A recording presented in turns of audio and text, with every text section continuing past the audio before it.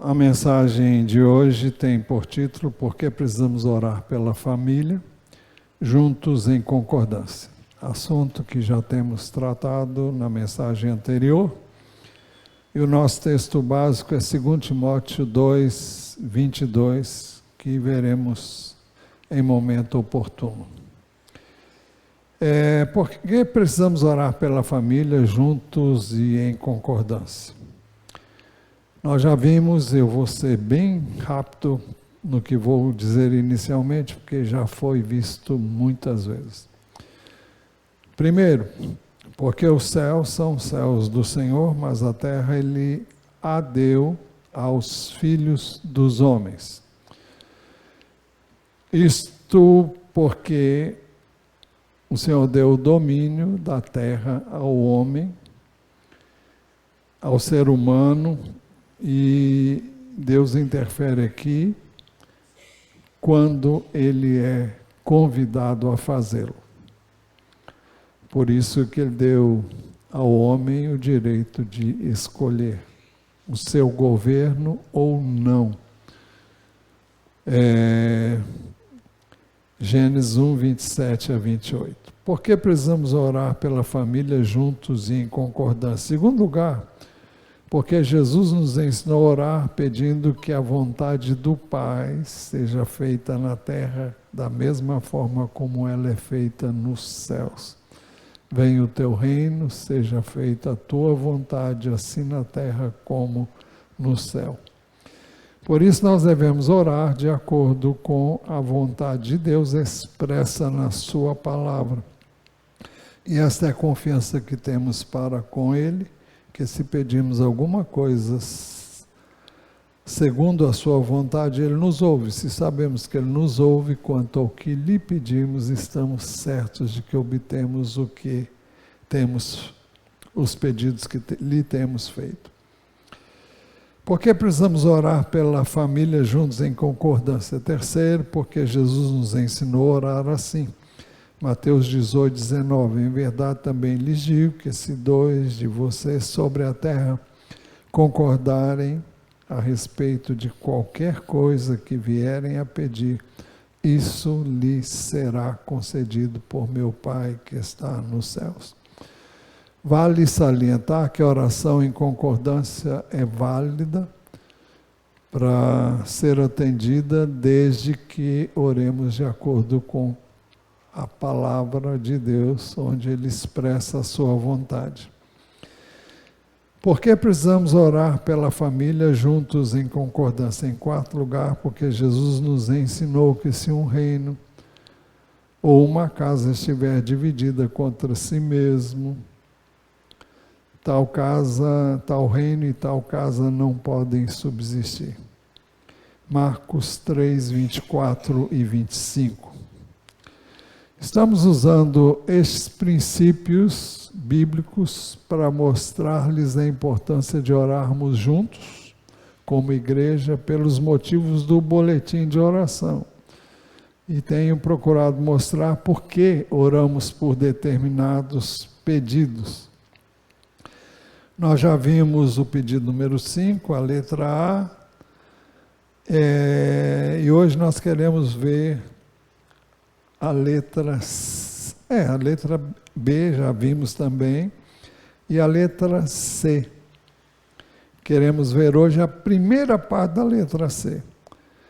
Pedindo que os solteiros guardem-se puros até o casamento. O motivo da oração, então, que queremos destacar é esse, no pedido número 5 do boletim de oração. Os solteiros guardem-se puros até o casamento. Por que os solteiros devem guardar-se puros até o casamento? Porque este é o ensino das Escrituras. O apóstolo Paulo tinha um discípulo, esse discípulo era Timóteo. Timóteo foi feito... Paulo chama Timóteo de filho na fé. e de quem naturalmente ele era pai na fé, porque ele havia gerado em Cristo Timóteo para Jesus. Então, na sua primeira epístola, no capítulo 5, verso 22, ele diz assim, na segunda parte desse texto, uma das recomendações que ele faz a Timóteo: conserve-se puro. Timóteo era solteiro nessa ocasião em que ele escreveu, era alguém de idade bem, alguém muito moço, muito novo, e ele deixa isso em várias partes das epístolas que ele escreveu para Timóteo. E na segunda epístola, no capítulo 2, verso 22, ele diz assim: fuja das paixões da mocidade. Siga a justiça, a fé, o amor e a paz com os que de coração puro invocam o Senhor. Fuja das paixões da mocidade. Que paixões são essas? O amor é algo muito bom. E a palavra paixão tem um sentido também de sofrimento, né? Muitas pessoas, ela é usada para descrever inclusive o sofrimento de Jesus na cruz, mas a palavra paixão é usada para descrever alguém que de repente tem aquilo que é chamado de amor e que é chamado de paixão, de uma forma quase que doentia, quase que mortal. Mortal no sentido de que tem que ser satisfeito de qualquer maneira. E senão a pessoa morre de paixão. Então, paixão nunca foi uma coisa boa, porque normalmente ela tem a sua origem na carne e ela, no contexto que nós estamos falando aqui, viu gente? No contexto de um sofrimento que não é conveniente a ninguém, porque ninguém pode fazer uma decisão e uma escolha acertada quando está terrivelmente apaixonado, quando ele está terrivelmente impactado. Eu não consigo me lembrar de outra ocasião tão importante como a que é descrita por... E agora eu esqueci do nome de um dos personagens. Mas um dos filhos de Davi, como é que, se ele me lembrar, Amon. Amon se apaixona terrivelmente pela sua irmã Tamar. E era filha do mesmo pai, não da mesma mãe, mas eles eram irmãos. E alguém vê que ele está definhando, que ele está ficando cada vez mais magro, e eles perguntam para ele, aliás, um amigo, Jonadab, pergunta para ele por que ele está assim. Então ele conta, porque eu gostaria de ter um conluio carnal, uma relação com a minha irmã, mas ela é minha irmã. Ele não fala em casamento, ele fala no desejo que ele tem dela, de estar com ela fisicamente. Pois bem, Jonadab ajuda ele a armar uma situação na qual ele poderia possuir Tamar. Então, e só ela poderia, ele se finge doente, para que ele possa fazer um pedido ao rei, porque só o rei podia autorizar a ida da sua filha Tamar à casa de Amon. E para que ele pudesse ir, tinha que ter autorização do rei, então. E ele pede que o pai autorize, e o pai acreditou na doença dele, acreditou no dengo do filho, e do dodói do filho, e o filho doente, só quero comer das mãos da minha irmã, peça que ela venha aqui e faça uma comida para mim. E ela foi, crédula, e quando chegou lá, o moço agarrou a moça e obrigou a ter relações com ele. Ela disse, olha, isso que você está fazendo não é certo.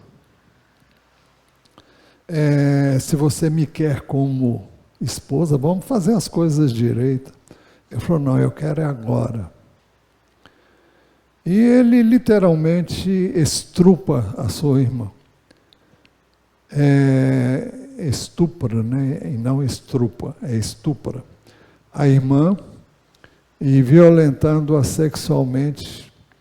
E ela que tinha um traje de virgem, depois ela sai, ela rasga a roupa, joga cinza sobre a cabeça e sai andando e chorando no meio da rua.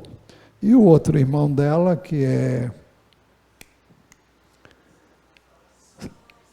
Absalão, era irmão carnal em todos os sentidos, a recolhe em casa, e o final disso não é bom.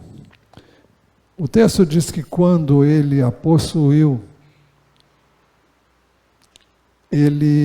a Tamar falou com ele, olha, então você esperava que ele assumisse. Ele pegou, mandou ela para fora da casa, pediu que os servos a colocassem fora da casa. Isso mostra a rapidez com que uma pessoa apaixonada deixa de ficar apaixonada. Uma vez satisfeito o seu desejo, o anseio, aquilo passa, e a paixão passa. A única coisa que perdura é o amor verdadeiro. Esse amor verdadeiro não é cultivado através do sexo fora do casamento, muito pelo contrário. Alimenta-se uma busca por prazer que não leva a lugar nenhum em termos de casamento duradouro. Então nós fazemos, por isso que Paulo disse a Timóteo, fuja das paixões da mocidade. É muito comum, quando a pessoa é jovem, apaixonar-se. Eu já fui apaixonado por N pessoas que não devia, aliás, muitas delas foram platônicas, só eu sabia, a outra pessoa nunca soube. Eu nunca me declarei, mas nunca me dei bem com pelo menos uma delas. Eu não vou entrar aqui em detalhes agora, porque não creio que vale a pena. Mas ele diz, fuja das paixões da mocidade, aguenta firme, isso aí sou eu que estou dizendo. Siga a justiça, a fé, o amor e a paz com os que de coração puro. Coração puro fala de pureza, no sentido sexual, sim, mas aqui fala de um coração puro. Um coração puro é alguém que está, o texto diz, invocam o Senhor. Se você tem um relacionamento com Deus, Ele vai chamar sua atenção se você tiver alguma coisa que não é a que Ele quer e planejou para você. Agora, por que os solteiros devem guardar-se puros até o casamento? Porque as Escrituras ensinam que o sexo entre o marido e a sua esposa é a única forma de relações sexuais que Deus aprova. Eu vou repetir, porque as Escrituras ensinam que o sexo entre o marido e a sua esposa é a única forma de relações sexuais que Deus aprova. 1 Coríntios 7:2 diz assim, digo que, por causa da imoralidade, cada homem tenha a sua esposa e cada mulher tenha o seu próprio marido. Para que a coisa não saia do controle, para que você não cometa uma loucura, então você deve ter a sua esposa e a mulher deve ter o seu marido. É por isso que ele diz no mesmo contexto que seria bom que o homem não se casasse. Mas, se ele não pode conter-se, é melhor casar do que viver abrasado. Ou seja, desejando o que é natural até certo ponto, né? Muito bem. 1 Coríntios, então, 7:2 diz: digo que por causa da imoralidade, cada homem tem a sua esposa e cada mulher tem o seu próprio marido. Gênesis 2:24 diz: por isso o homem deixa pai e mãe e se une à sua esposa, à sua mulher, tornando-se os dois uma só carne. Então, é assim que Deus organizou as coisas desde o princípio, né? Hebreus 13:4 diz assim: digno de honra entre todos seja o matrimônio, bem como o leito conjugal sem mácula, porque Deus julgará os impuros e os adúlteros. Porque Deus julgará os impuros e os adúlteros. Os impuros são os que têm relacionamento sexual fora do casamento. Adúlteros são aqueles que, de igual modo, sendo casados, eles têm outros relacionamentos. Essa semana eu busquei na internet coisa que eu não tenho costume de fazer com relação às mensagens, mas eu busquei, achei uma matéria de um escritor católico, e eu gostei da abordagem dele, eu quero compartilhar com vocês. O nome dele é Felipe Aquino, ele é professor e escritor católico, ele é viúvo, teve vários filhos e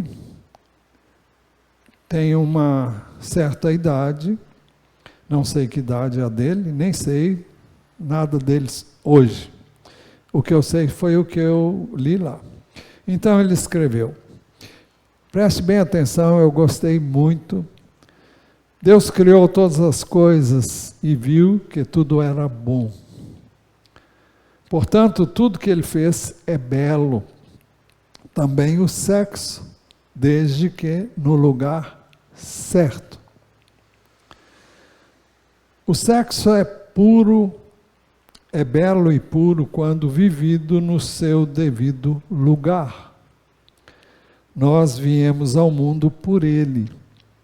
Se ele fosse sujo, a criança recém-nascida não seria tão bela e inocente.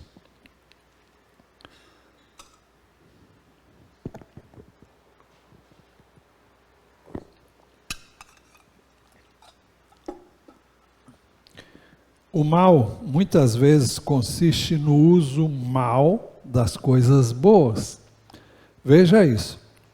O mal, muitas vezes, consiste no uso mal das coisas boas.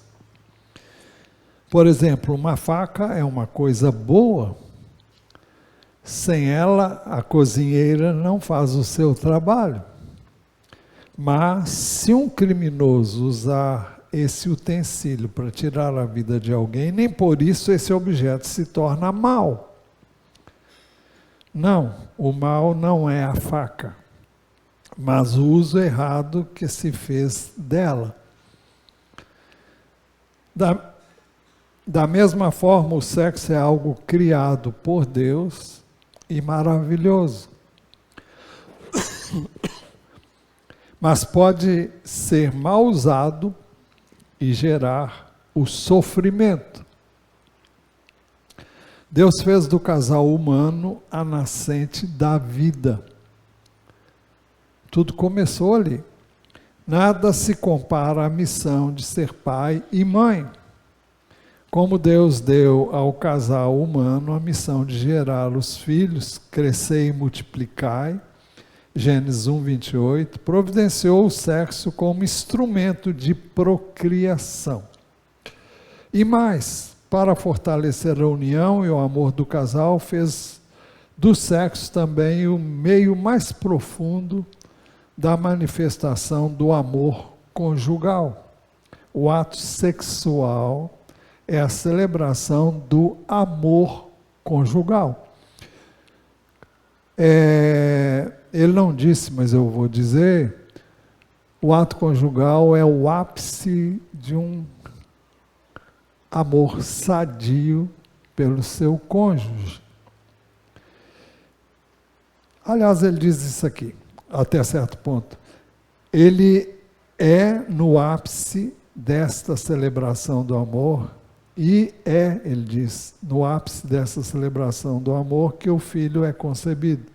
Isso é, não é somente a carne e o sangue do casal, mas principalmente o fruto do seu amor.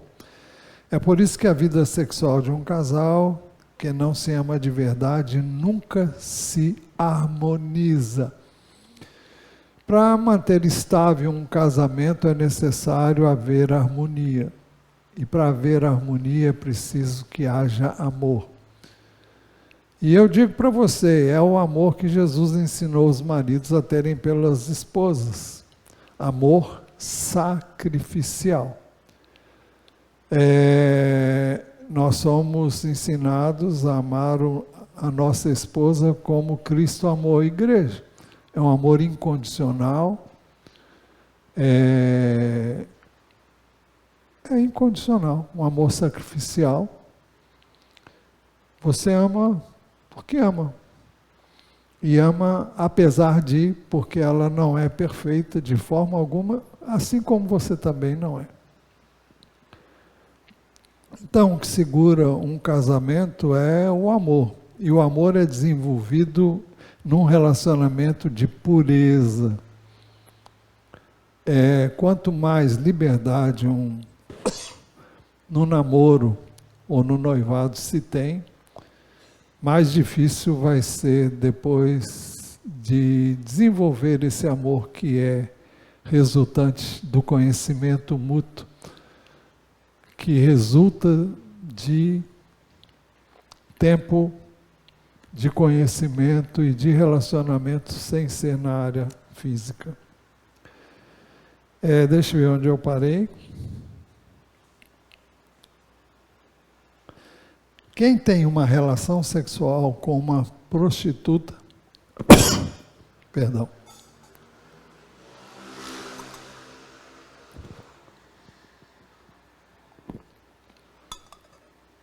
quem tem uma relação sexual com uma prostituta está preocupado apenas com o prazer e não tem qualquer compromisso com ela. Acabada a relação, paga-se e vai-se embora. Não importa se amanhã essa mulher está grávida, doente ou passando fome. Não lhe interessa, ele pagou pelo serviço. Veja, isso é sexo sem amor, sem compromisso de vida, sem uma aliança, sem responsabilidade. É o desvirtuamento do sexo, a prostituição. Quantos hoje vivem uma aventura amorosa com uma pessoa e depois a esquecem, a abandonam? No plano de Deus, o sexo é diferente. A manifestação do amor conjugal, cujo fruto será o filho do casal. Na fusão dos corpos se celebra profundamente o amor de um pelo outro, a compreensão recíproca, a paciência exercida, o perdão dado o diálogo mantido, as lágrimas derramadas, é a festa do amor conjugal. Não é fácil a relação conjugal, mas se você ama, você vai vencer todas as lutas que o inimigo procura criar. Eu digo ele porque ele é mestre em fazer essas coisas. Muitas crianças têm vindo ao mundo fora de um verdadeiro lar, sem a presença do pai, porque foram geradas no namoro, sem compromisso, que terminou até mesmo antes do nascimento da criança, deixando-a órfã de pai vivo. As consequências do sexo vivida fora do casamento são terríveis.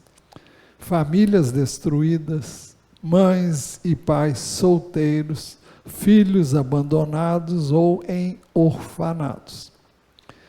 Quantos abortos são cometidos porque se busca apenas egoisticamente o prazer do sexo antes do casamento e depois se elimina o fruto, a criança. As doenças venéreas são outro flagelo do sexo antes ou fora do casamento.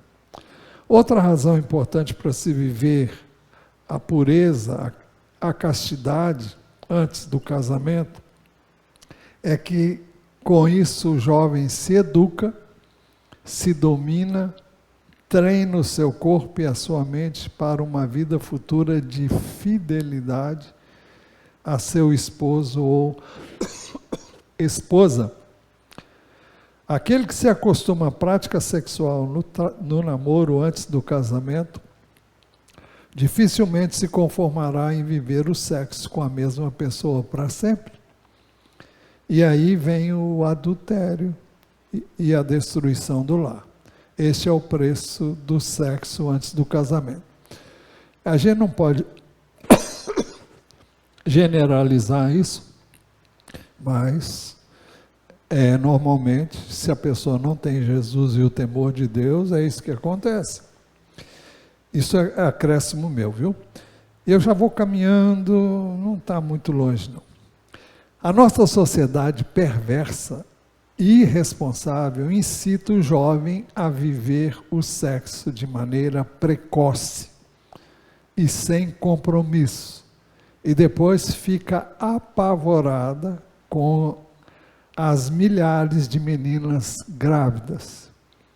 Isso é fruto do sexo antes do casamento, do chamado amor livre e do comércio vergonhoso que se faz do sexo através da televisão, dos filmes eróticos, das revistas pornográficas e agora através do telefone e da internet. No campo do sexo, Cristo foi exigente e não deixou margem a dúvidas. Todo aquele que olhar para uma mulher com desejo, a minha versão diz impuro, aqui diz de cobiça, já adulterou com ela em seu coração. Mateus 5:27. O ato sexual significa que cada um pertence ao outro, livremente e para sempre. Será que é possível isso no namoro? Pois o ato sexual, para não ser desvirtuado, deve sempre estar aberto à geração da vida, sem que isso seja impedido por meios artificiais. Ora, se o ato sexual gera a vida de um novo ser humano, esse precisa ser acolhido em um lar pelos seus pais. É um direito da criança que vem a este mundo ter um lar, ter seus pais a seu lado, etc. Nem no namoro, nem no noivado há um compromisso definitivo firmado diante de Deus e dos homens entre o casal, Além do mais, nessas épocas ainda não há a segurança de uma família sólida e estável para o filho. Ou seja, a pessoa mantém um relacionamento sem qualquer possibilidade de ter um lar para essa possível criança. Por essa razão, só depois que os corações e as suas vidas estiverem unidas e compromissadas por uma aliança definitiva, é que cada um pode se entregar fisicamente ao outro. O ato sexual é o seio do amor de um casal que se comprometeu com o outro para sempre.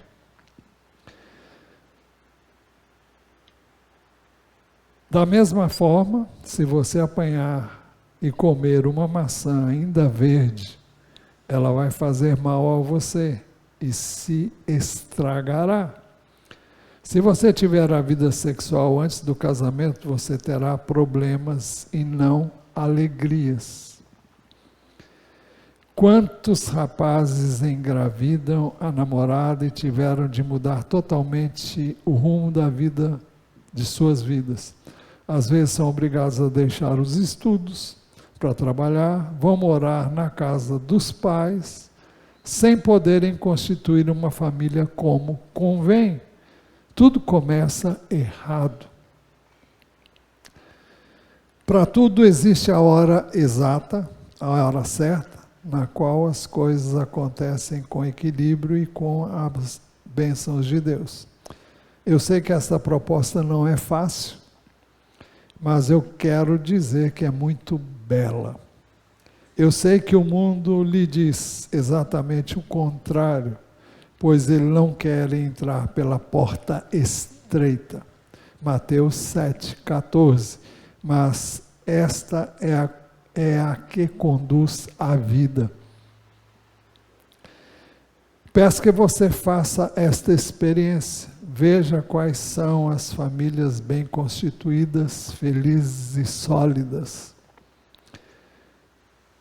Então, essas são as palavras desse escritor, Felipe Aquino. Eu achei oportuno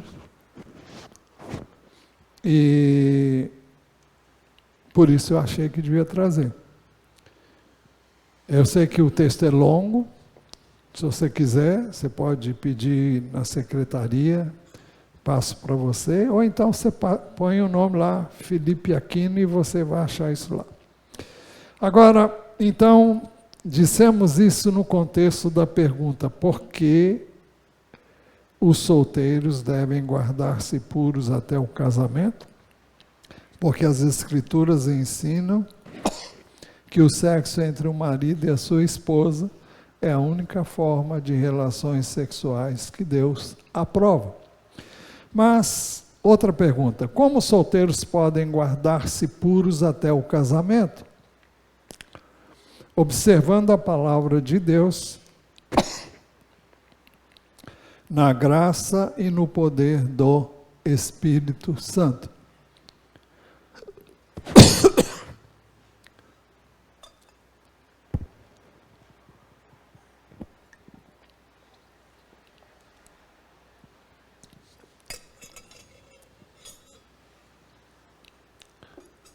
Salmo 119, 9 diz assim: de que maneira poderá o jovem guardar puro o seu caminho? O texto responde: observando segundo a tua palavra. O Salmo 119, verso 11, diz assim: guardo a tua palavra no meu coração para não pecar contra ti. A menos que você se dê ao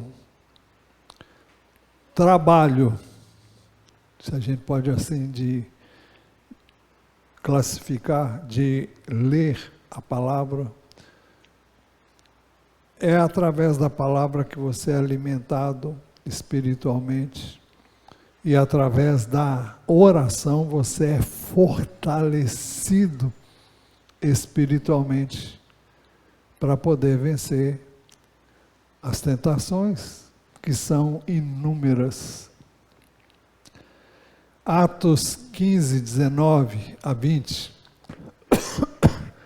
houve um concílio em Jerusalém com relação aos gentios que haviam se convertido a Jesus. Que recomendação dar a eles? É porque alguns judeus queriam que eles cumprissem todos os quesitos da lei, inclusive guarda de dias, e naquela época ainda se faziam, alguns iam ao templo para fazer ofertas, embora os cristãos não deviam fazer isso, porque Jesus já tinha morrido por eles. Mas a conclusão que eles chegaram depois de reunir o concílio: por isso julgo que não devemos perturbar aqueles que entre os gentios se convertem a Deus, mas escrever-lhes que se abstenham da contaminação dos ídolos, bem como da imoralidade sexual, da carne de animais sufocados e do sangue. Eu destaco aqui, bem como da imoralidade sexual. Por quê? Porque os gentios eram promíscuos. Eles tinham o que nós podemos chamar de uma liberdade sexual que nós estamos vendo nos nossos dias, mas isso era generalizado e era ostensivo até. Isso levou vários escritos do Novo Testamento a nos alertarem para essas coisas. 1 Coríntios 6, 12, 3 diz assim o apóstolo Paulo: todas as coisas me são lícitas, mas nem todas convêm. Aqui fala da liberdade que o ser humano tem de fazer o que... Porque ninguém vai dizer que você está errado, porque você tem um relacionamento sexual antes do casamento. Na sociedade corrupta e perversa que nós temos, isso é normal. Levar a namorada para dormir na sua casa, ou você dormir na casa dela e dormir com ela, e ela dormir com você na sua, é normal. Pais que não temem o Senhor estão abrindo seus lares para isso hoje. Mas o texto diz: todas as coisas me são lícitas, mas nem todas convêm. Todas as coisas me são lícitas, mas eu não me deixarei dominar por nenhuma delas. Os alimentos são para o estômago e o estômago para os alimentos, mas Deus destruirá tanto o estômago quanto os alimentos. Porém, o corpo não é para a imoralidade, mas para o Senhor, e o Senhor para o corpo. 1 Coríntios 6, 18. Fujam da imoralidade sexual. Qualquer outro pecado que uma pessoa cometer é fora do corpo, mas aquele que pratica a imoralidade sexual peca contra o próprio corpo. Será que vocês não sabem que o corpo de vocês é santuário do Espírito Santo, que está em vocês e que receberam de Deus, e que vocês não pertencem a vocês mesmos, porque vocês foram comprados por preço? Agora, pois, glorifiquem a Deus no corpo de vocês. São instruções bem explícitas, bem claras. 1 Coríntios 10, 8 se refere a um episódio do Velho Testamento que vale destacar. O verso 8 diz assim: e não pratiquemos imoralidade como alguns deles o fizeram, e caíram mortos num só dia 23.000. O que aconteceu?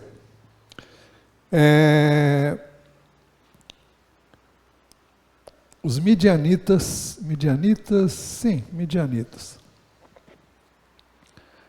viram a aproximação do povo de Israel e viram que era uma multidão.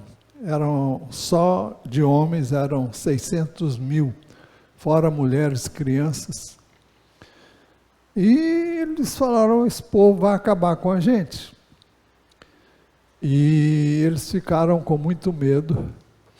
E Balaque, que era rei, não era midianitas não, acho que é moabitas, também não lembro. Deixa eu ver.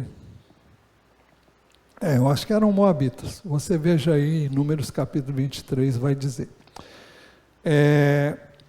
Então Balaque, que era rei deles, mandou chamar Balaão, que era alguém que ele cria, podia amaldiçoar o povo, para que o povo se desse mal e não viesse atacar aquele povo.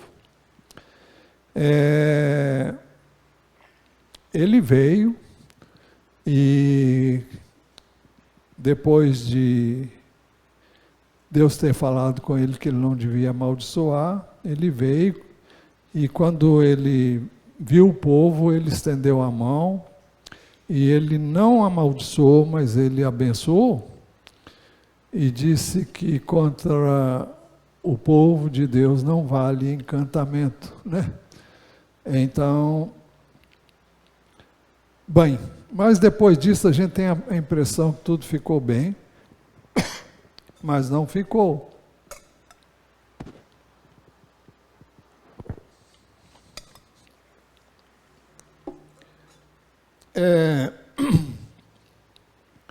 Depois que Balaão aparentemente foi embora, mas não foi, porque o texto de Apocalipse diz assim, Apocalipse 2,14, é uma palavra de Jesus à igreja de Pérgamo.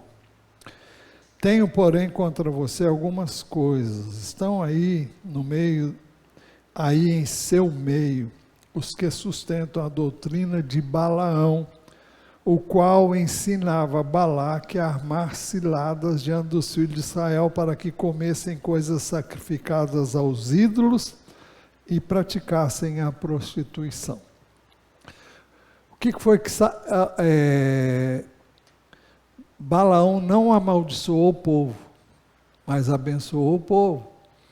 Mas ele, na surdina, lá no contato com o rei daquele povo, então orientou no sentido, olha, existe um meio de você levar o Senhor a se voltar contra esse povo. Se as mulheres se entregarem aos homens de Israel, em outras palavras, derem mole para eles, então, facilmente eles se deixarão seduzir por elas e vão adorar os seus ídolos e Deus vai levantar-se contra eles. E não é que a estratégia deu certo? Deu certo para os propósitos de Balaão e de Balaque. O texto de Apocalipse diz o seguinte,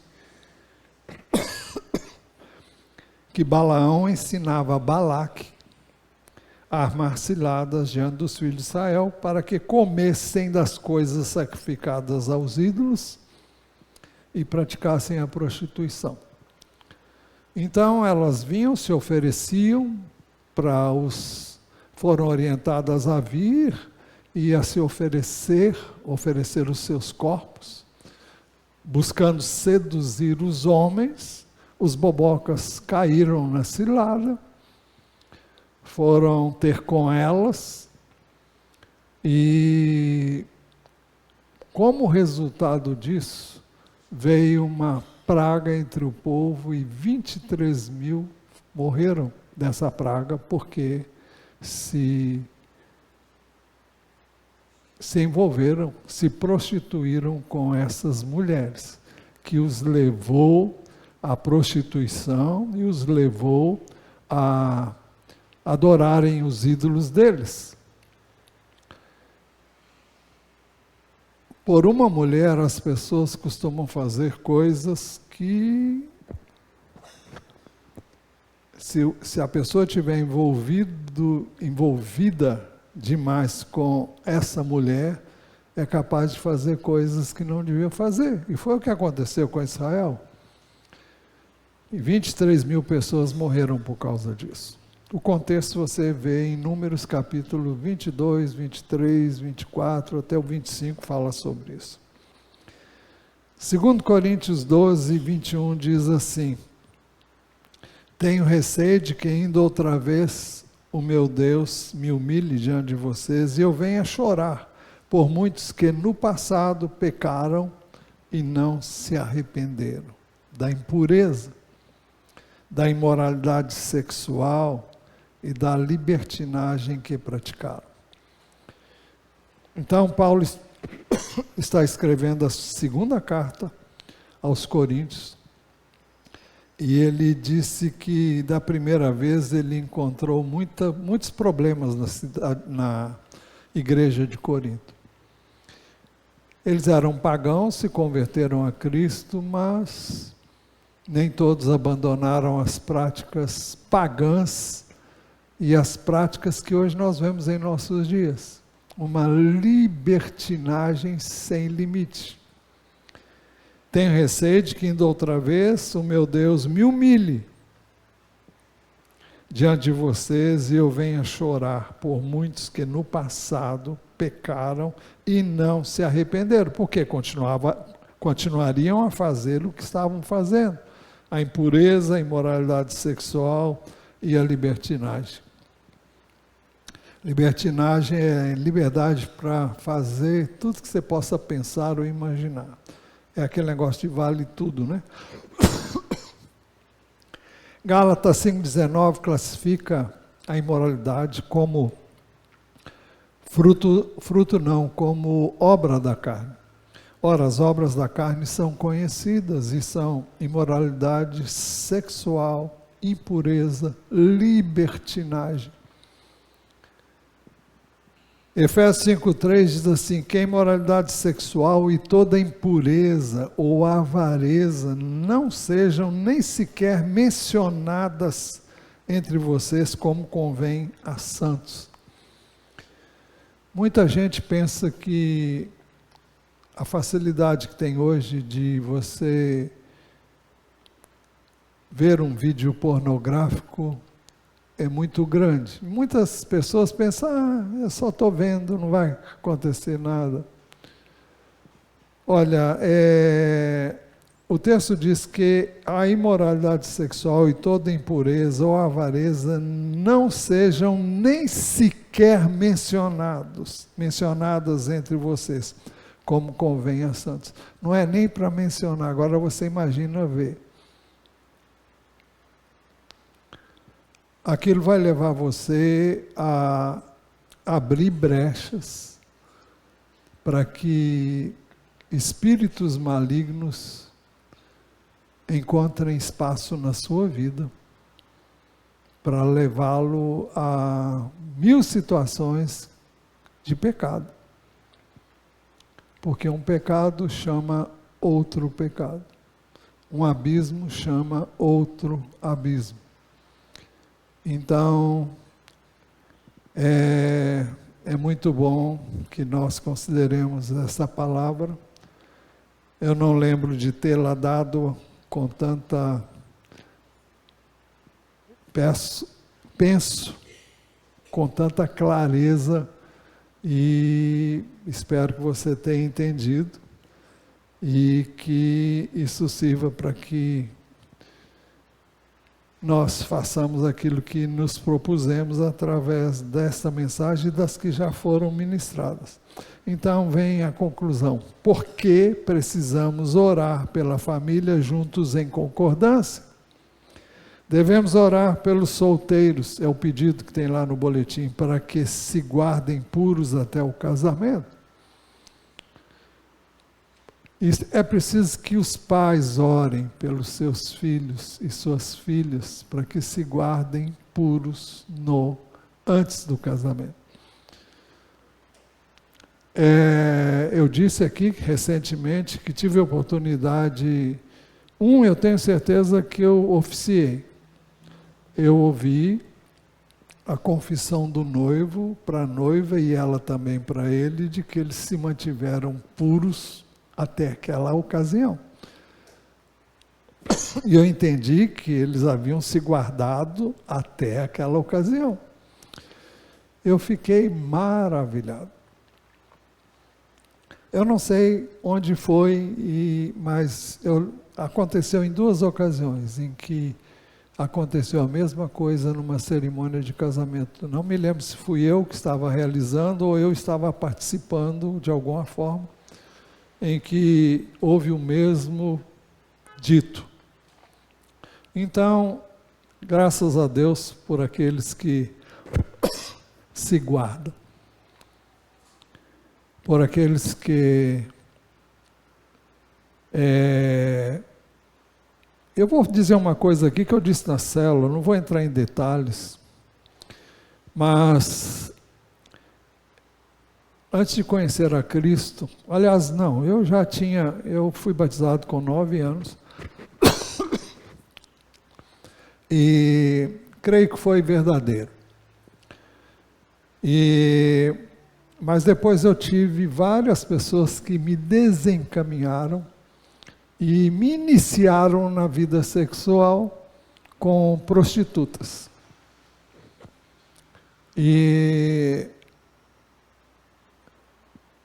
eu não era como eles, porque isso era uma coisa que eles faziam com regularidade.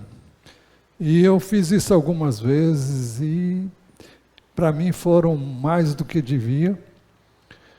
Mas essas coisas não abençoam você quando você se casa. Você vai casar com uma outra pessoa. Mas, porque ali você paga. Ali você tem o serviço daquela pessoa. Mas aquilo que você vive ali vai afetar o seu relacionamento conjugal no futuro. Você tem impressões e coisas que vão afetar. Aqueles que participam dos encontros de casais, receberam a recomendação de um livro, que eu nem lembro o nome dele mais. Se a Ana Bia estivesse aqui, ela ia me lembrar. Se alguém lembrar aqui, pode falar. Hein? Entre Lençóis. Esse livro mostra como um relacionamento que você tem antes do casamento pode afetar a sua relação conjugal.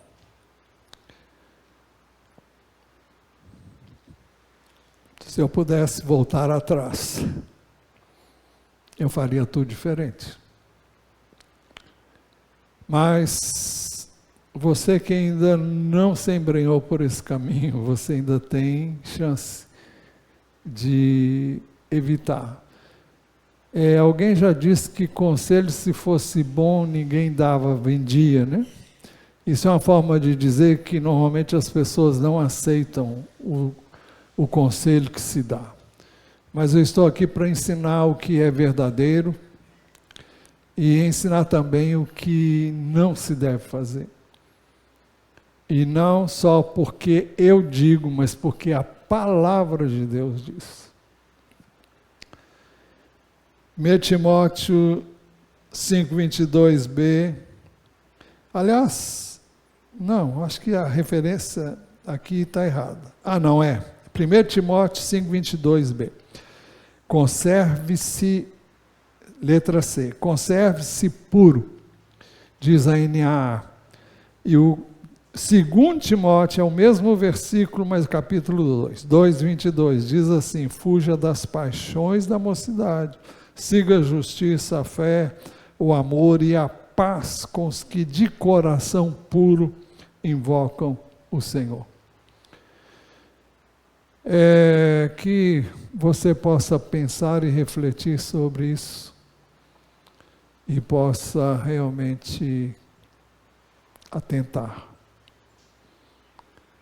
para que você possa evitar situações que possam vir a comprometer a vida conjugal no futuro.